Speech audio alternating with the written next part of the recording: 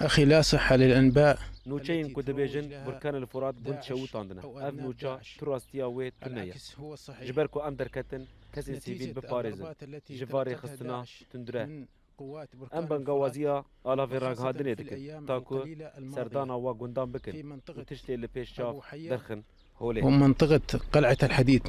تكبدت داعش أثناء الهجوم على وكو هذه اندزانن المناطق دنیا هاوینه خسائر و او تشتی کس فادحة. بوی لدمان هوا داعش دبه نحن ده انجام من يقوم بفچونان دا بإطفاء گلک جاران الحرائق او التي جهة تقوم داعش تيشوتاندن هر بإشعالها في وهاجي المنطقة، داعش ونحن إيريشي بالأساس مادكا بمشكين هاون خرجنا وشكين من أجل بيستو سسي وده المواطنين أنجاما ويدا زاد والمحافظة على ومال تين أرزاقهم شوتاندن وأملاكهم. لي أو نجندن عربن أو جندن والدليل على كردن ذلك سنزودكم از بعدة دكانم فيديوهات ميناكي تؤكد بتشوك صحة بدم كلامي. لسروا جندن أخي، كو أجر بالنسبة بيكتنا لجندن للمسألة اللي خاتوني حصلت في هر وهاجي المنطقة شهيدي قتي الجنوبية في كو قرية بسيو حف كيلومتر خطي لباشوري كوباني وغيرها من دكافل القرى، أو هي جندانا بالأساس دبن مبنى كنترولا مدانا لا وأو نريد جندن أتكلم كردن بشكل ده طائفي ونقول أنجاما هذه تو قرى باران عربية كرنا وهذه وان قرى بمشكين كردية، هاون كلهم أو أهلنا تشتي سوريين. هي أجر هي بيكت بالأساس قرى لي أم كردية، نعم. دكارن فيديوان بيشكيشي داعش وبكن تستعمل كوهيزن المدفع بركان الفرات 23 وطلقات روجانا ال هول 14 ددن كو ونص من أجل آجري حرق داعش هذه فيدخه دمرينه المنطقة.